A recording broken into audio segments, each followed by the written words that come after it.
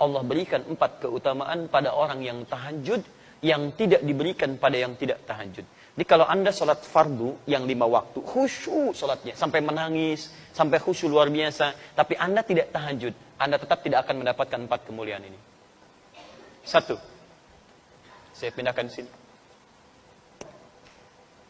Apa motivasi yang bisa membuat kita kuat menunaikannya? 1. Asa ayyab'athaka rabbuka maqaman mahmuda. Teruskan ayatnya. Jadi Quran surat 17 ayat 79 sampai dengan 80. Teruskan. Wa minal laili fatahajjad bihi nafilatan lak. Ayo di antara sebagian malam, jangan semuanya. Kamu tidur dulu, istirahat dulu. Dan rencanakan yang serius, hadirkan motivasi untuk menunaikan sholat di malam hari. Tahajud. Itu memang cuma nafilah kata Quran, tambahan. Hukumnya sunnah. Tapi lihat, 1. Walaupun cuma nafilah hukumnya sunnah, asa ayyab'athaka rabbuka maqaman mahmuda. Orang yang konsisten menunaikan ibadah ini, maka Allah akan berkenan mengangkat derajat atau aktivitasnya di tempat yang terbaik. Singkatnya, orang yang rajin tahajud akan diangkat derajatnya oleh Allah dengan menempatkannya di karir terbaik dalam aktivitas kehidupannya. Karir terbaik.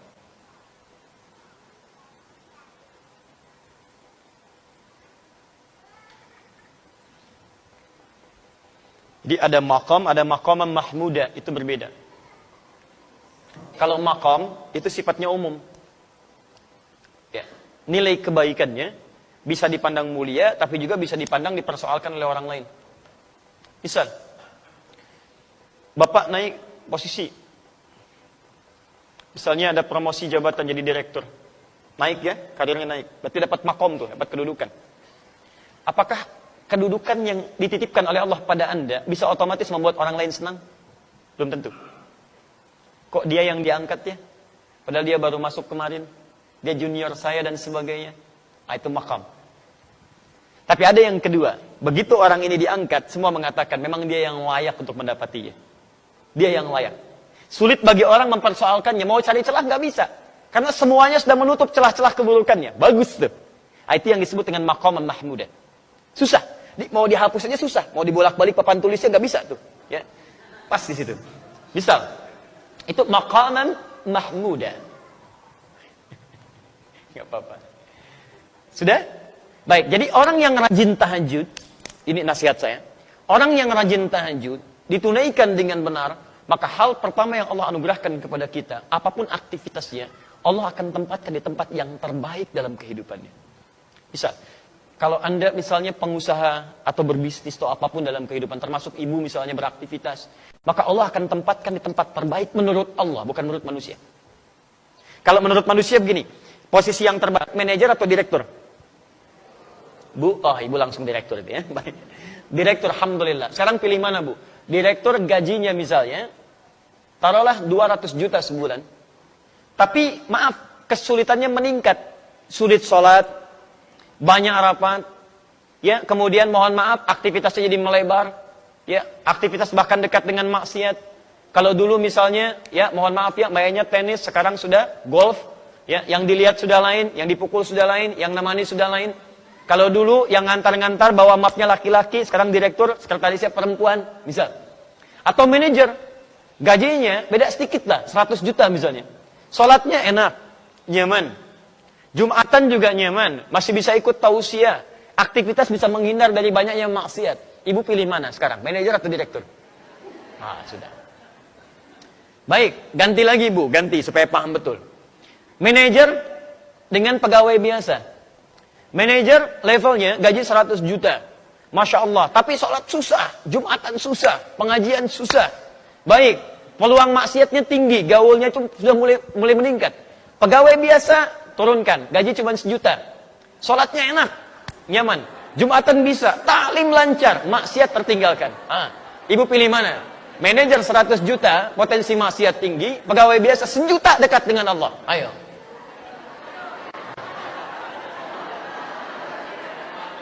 Dia pilih yang ketiga Pak, manajer tapi dekat dengan Allah katanya.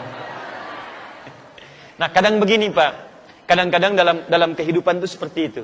Ada yang levelnya ingin tinggi, kata Allah kamu jangan di sini. Kalau kamu naik ke sini, kamu cuma keinginan, tapi ke depan kamu tidak tahu apa yang terjadi.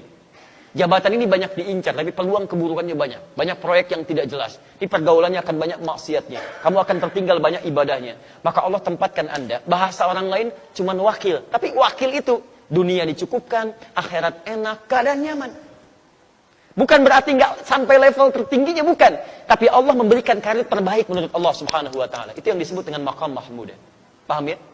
Baik, saya pernah berikan ini, nasihat ini pada seseorang, dan luar biasa, Pak, karirnya cukup bagus, dan hebatnya, setiap kali akan promosi jabatan, orang keluarkan biaya, ini, itu, masuk ke DPR, kemudian diuji lagi, keluar biaya ini, itu, orang ini tidak pernah mengeluarkan uang sepeser pun.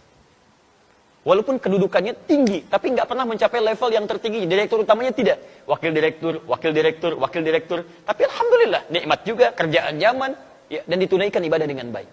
Paham ya? Masya Allah. Ya kalau bisa direktur dengan tahajudnya itu lebih bagus kan? 2. Itu baru 1. Oh sebentar, sebelum kedua, saya lihat juga teman-teman yang mahasiswa. Saya pernah praktekkan ayat ini saat sedang belajar. Itu Masya Allah itu ya, ada perbedaan. Saran saya, kalau Anda masih belajar, juga kita beraktivitas, tolong jangan tinggalkan tahajud. Akan ada bedanya. Semua orang-orang pintar, orang-orang hebat, termasuk tokoh-tokoh kita. Ya, mohon maaf, pendahulu-pendahulu kita, orang-orang hebat luar biasa, pendiri negeri ini, itu demi Allah saya katakan, mereka hampir tidak pernah meninggalkan tahajud. Anda kenal Jenderal Sudirman? Kenal di mana? Luar biasa. Itu Masya Allah. Ya, beliau ketahanan hidupnya luar biasa, bergelir ya, sebagian dari tubuhnya, bagian organ pentingnya sudah hilang. Tapi tahukah Anda, kalau beliau senantiasa berzikir di hadapan Allah Subhanahu wa Ta'ala, bangun malam menunaikan ibadah, berdoa dengan baik dan sebagainya. Bagaimana anugerah Allah kepada beliau? Kiai Haji Agus Salim menguasai berapa bahasa, diplomat paling ulung, beliau menjaga syariat, bagaimana bangun malamnya? Silahkan cek. Para pendahulu kita luar biasa. Saya tidak mengambil contoh di luar supaya menghidupkan kebiasaan di bangsa kita. Sekarang kita butuh orang baik. Yang pintar sudah banyak. Berapa banyak ahli hukum yang dihukum? Banyak. Berapa banyak ahli ekonomi yang belum bisa mengangkat ya kehebatan ekonomi kita?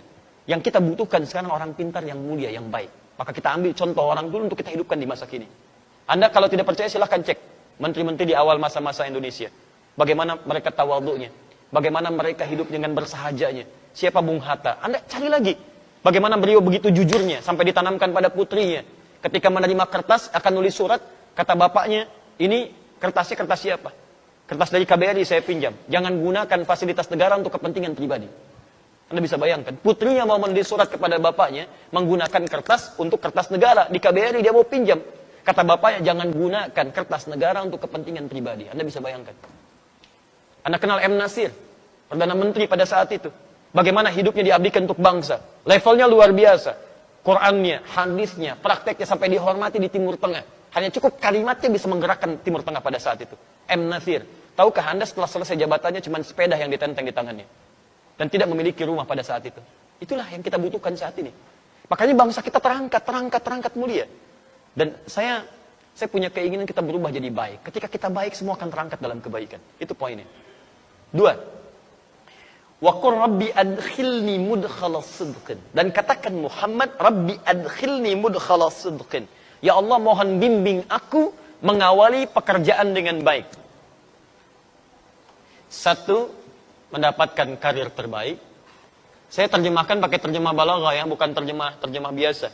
Ya, kalau terjemah biasa mungkin bisa beda kelihatannya. Saya terjemahkan pakai terjemah ilmunya, pakai balaghahnya.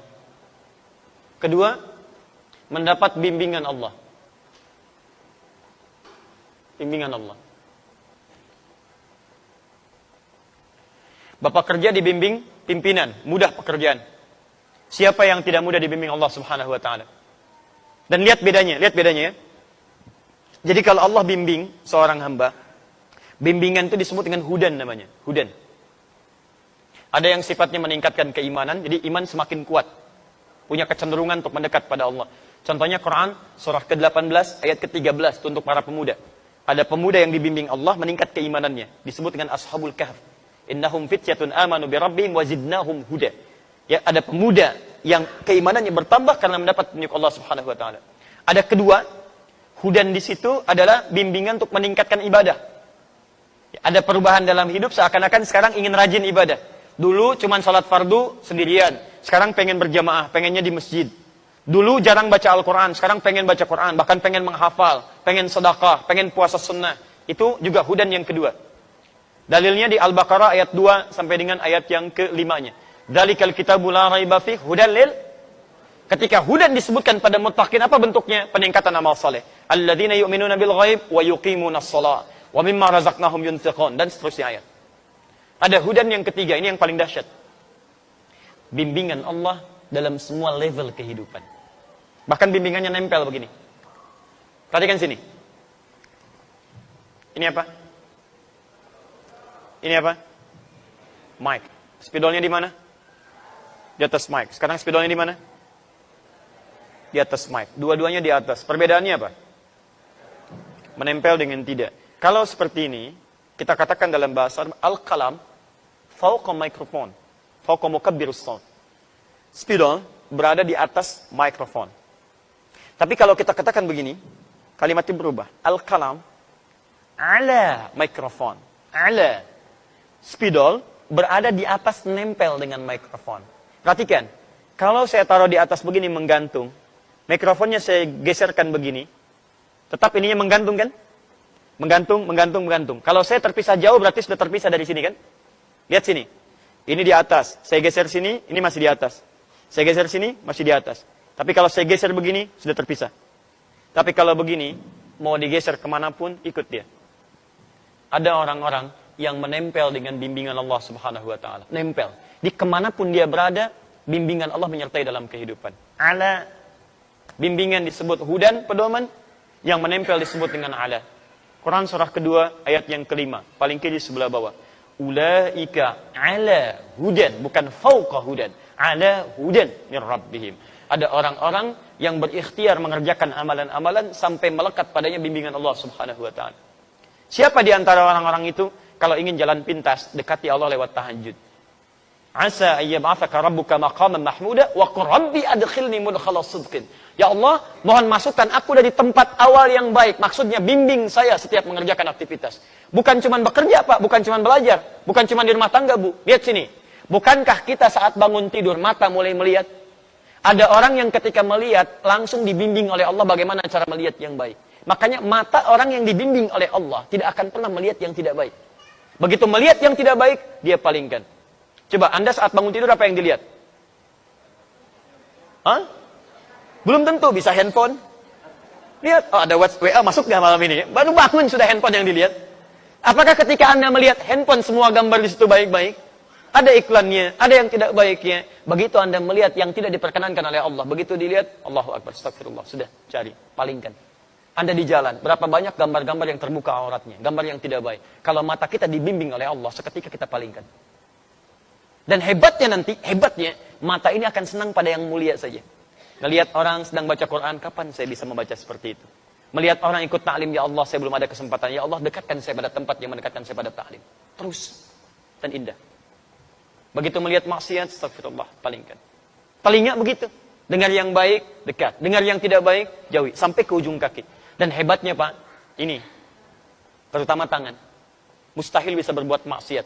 Anda bekerja, pertanyaan saya berapa kali organ tubuh kita berbuat maksiat dalam hidup? Ibu sih judulnya taklim. Tapi berapa kali dalam taklim membicarakan orang lain? Saya tidak Ustaz, alhamdulillah. Tidak seperti ibu itu tuh. Sama. Sama. Berapa kali pelaku taklim saling mencela satu dengan yang lainnya? Bikin status yang tidak baik. Jangan bicara yang umum-umum lah, yang taklim aja dulu. Katanya taklim, merubah diri lebih baik. Tapi kenapa setelah taklim jadi semakin tidak baik? Orang dulu jahiliyah banyak bertengkar, setelah taklim rukun. Aus dengan Khazraj 120 tahun, dendamnya kesumat tuh, luar biasa. Sampai turun Quran melukiskan bagaimana dendam mereka. Kalau disediakan materi semuka bumi untuk mengupas itu, menjadikan mereka nyatu kembali, kata Quran gak akan bisa. Saking kesumatnya dendamnya. Turun Quran surah ke-8 ayat ke-63. Lau anfaqta ma fil ardi jami'a ma allafta baina qulubihim. Kalau engkau infakkan semua yang kau miliki di bumi, gak akan bisa nyatukan mereka. Tapi apa yang terjadi? Allah yang menyatukan mereka dengan risalah Al-Quran. Diajarkan oleh Nabi, dipersatukan lewat sunnah Nabi. Quran, sunnah yang musuhan 120 tahun bisa selesai pada saat itu. Anda baru ikut ngaji Quran, sunnah, 12 menit langsung mencela orang lain. Kenapa? Apa yang salah gitu? Coba cek lagi teman-teman sekalian. Dikembalikan. Quran itu membuat kita lembut. Kalau memang buruk, wajar untuk dicela. Keburukan wajar dicela. Tapi celaan itu menghadirkan kebaikan dalam kehidupan. Bukan penjauhan. Assalamualaikum. Besok aja ya. Besok aja. Kok nggak dijawab? Beda manhaj. Ya, tapi kita tidak perlu mencela orang lain. Artinya ada evaluasi untuk kita semua. Antum jangan mencela juga. Kalau mencela apa bedanya? Apa bedanya? Di celaan jangan dibahas dengan celaan. Ada celaan kita doakan dengan baik. Kita ajak dalam kebaikan, ajak dengan kelembutan. Dan jangan paksa orang. Tugas kita hanya mengingatkan, bukan memaksa. Nabi saja turun ayat, fadzakir innama anta mudzakir. Muhammad ingatkan, tugas kamu mengingatkan. Lasta alaihim bimusaitir, bukan paksa orang. Jadi kalau kita bukan Nabi paksa orang, artinya ada yang salah dalam kehidupan kita. Paham ya?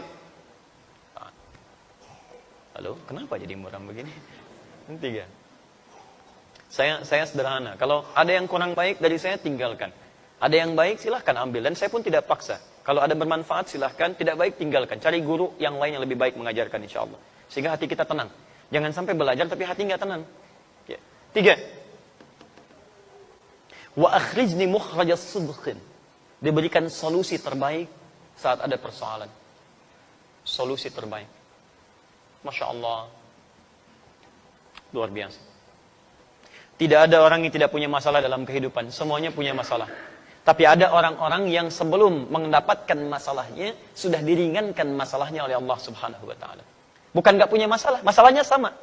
Coba lihat, saya tadi barusan mau ke sini Pak, Bu. Macet Pak, Bu. Kita lewat tol tadi, macet. Luar biasa. Dan bukan cuma saya mengalami kemacetan, banyak orang macet juga. Tapi apakah semua orang yang mengalami kemacetan punya sikap yang sama menyikapi kemacetan? Tidak.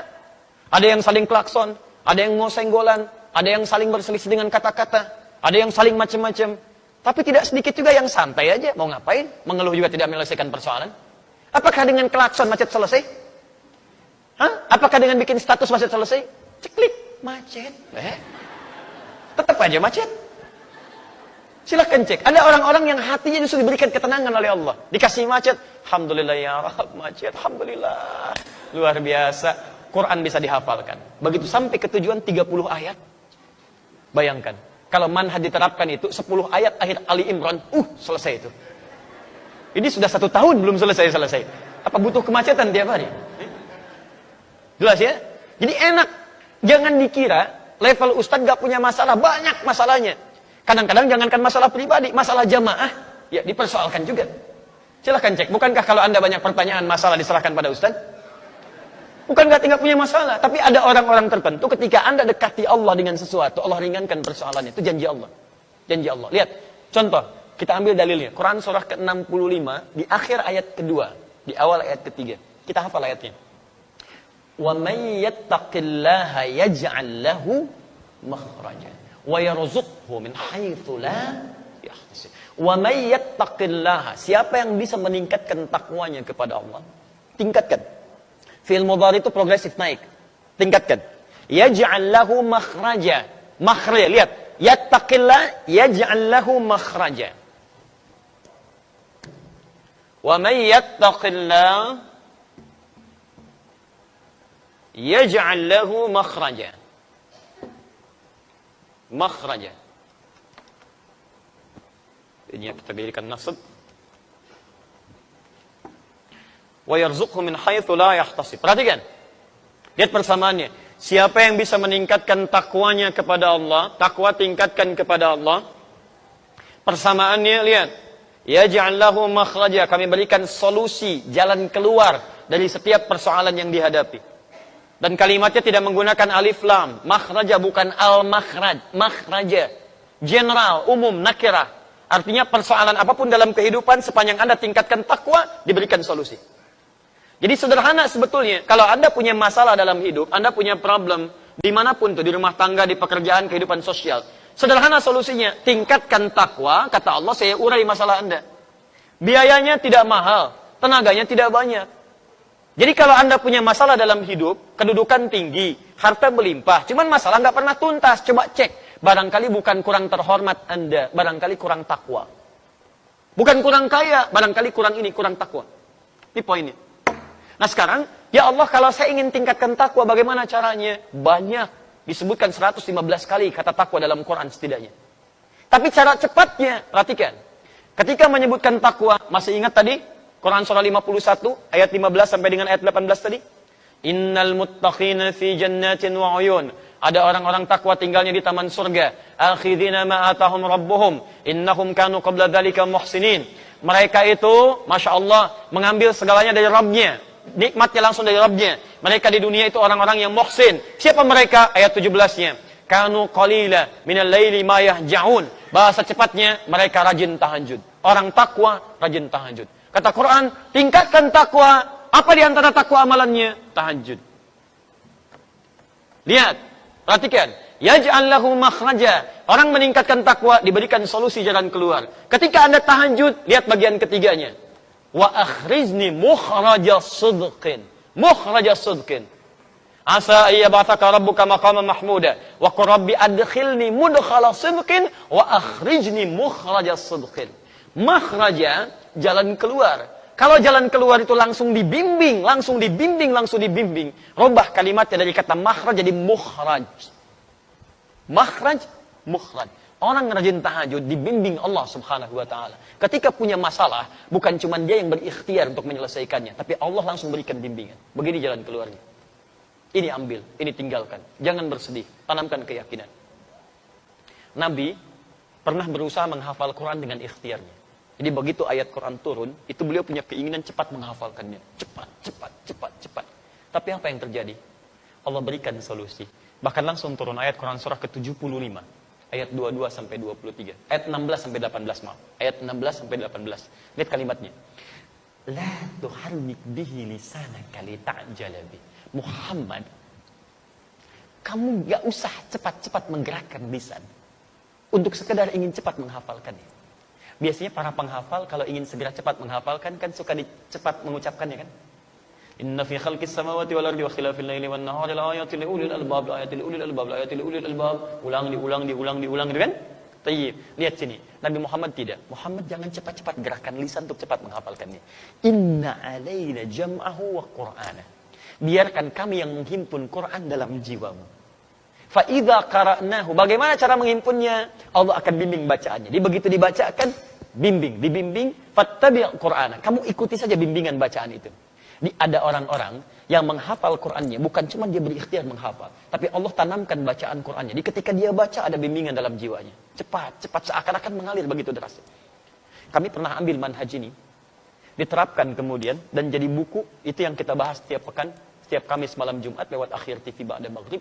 Dan jadilah kemudian pedoman menghafal Quran dalam 30 hari. Sekarang Pak, ada perlomba-lomba orang menghafal Quran, bukan hitungan masa 2 tahun lagi. Ada yang 27 hari, ada yang 25 hari. Saya bermohon pada Allah, semoga Anda termasuk bagian darinya insyaAllah. Dan tidak cukup dengan amin. Mulai dulu menghafal. Mulai. Ya, ambil, kan kita sudah bagikan bukunya gratis itu ya. Lihat sini, fokus teman-teman. Apa amalan Nabi, sampai Allah berkenan, memudahkan urusannya, gak usah capek. Apa amalannya? Ternyata salah satunya, bukankah Nabi orang yang paling kuat tahajudnya?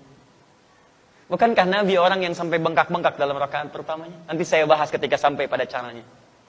Dan ayat ini turun, Quran surah 17 ayat 79 sampai 80 ini, bukankah ayat itu diturunkan untuk mengisahkan peristiwa ditolongnya Nabi dalam pengepungan pada saat itu oleh 100 pemuda, pasukan khusus pada saat itu.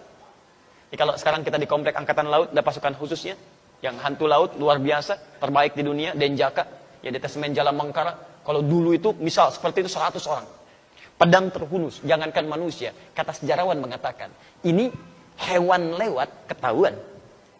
Hewan saja. Bahkan mengatakan lalat itu datang sudah ketahuan.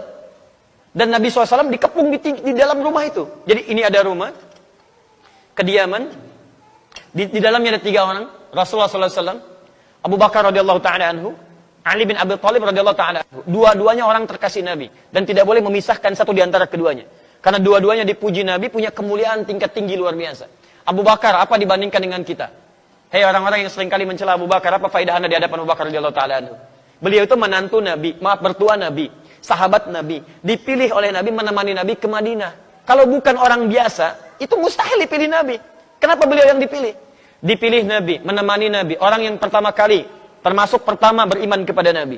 mengorbankan hartanya untuk dakwah Nabi, menemani Nabi sampai dengan ke Madinah, menjadi mertua Nabi sallallahu alaihi wasallam. Saat wafat makamnya di samping Nabi, hidup dengan Nabi di dunia, kuburnya di samping Nabi, dan di akhirat bersama Nabi sallallahu alaihi wasallam. Lantas Anda dengan mudah mengatakan celaan kepada sahabat Abu Bakar. Anda siapa? Sahabat Nabi bukan, menemani Nabi tidak, berinfak untuk dakwah Nabi juga tidak, mertua Nabi bukan, tetangga Nabi bukan, kerabat Nabi bukan, wafat Anda jauh dari makam Nabi. Dan belum ada ayat turun menjamin surga Anda. Anda siapa? Abu Bakar. Kedua, Ali bin Abi Thalib. Duhai yang merendahkan sahabat Ali bin Abi Thalib. Anda siapa? Ali bin Abi Thalib termasuk keluarga Nabi. Pemuda yang sangat luar biasa. Dipuji Nabi. Dan dipilih untuk mendampingi putri terkasih Nabi. Kalau bukan orang yang luar biasa, mustahil dipilih. Masa mau titipkan pada yang lain? Yang dipilih Ali bin Abi Thalib. Jenius orangnya. Pemuda ahli surga. Luar biasa. Dipilih. 3 orang berada di situ. 3-3-nya mulia. Tapi hebatnya, ketika Nabi mengetes wala wal bara itu luar biasa. Kata Nabi, Abu Bakar ikut saya. Temani saya hijrah. Siap ya Rasulullah. Ali, kamu tidur. Ini yang hebat. Ali, kamu tidur di tempat saya ini. Lakukan penyamaran. Tidur. Dan itu kan tempat tidurnya Nabi yang diincar taruhannya nyawa. Dan hebatnya sahabat Ali tidak protes. Sayyidina Ali radhiyallahu ta'ala enggak protes. Ya Rasulullah jangan saya lah. Abu Bakar aja yang tuaan dikit. Misalnya tidak. Tidak. Abu Bakar ikut saya, kamu tidur. Tapi kisahnya bukan di situ, kisahnya kok bisa pasukan khusus yang tahan dari kantuk dan macam-macam tiba-tiba bisa dibikin kantuk pada saat itu. Waktunya tiba, lenggang aja keluar walaupun gak bawa kangkung. Silakan cek. Jalan keluar. Nabi SAW dengan sahabat Abu Bakar keluar dari situ, penjagaan 100 pemuda, pedang terhunus, tiba-tiba keluar begitu saja, ditutup pandangannya. Ditutup. Apa yang bisa menyebabkan itu? Ayat-ayat yang turun tentang peristiwa tadi, di antaranya ayat-ayat tahajud. Wa akhrijni mukhrajas sidqin. Allah yang langsung bimbing Nabi keluar dari tempat pengepungan itu.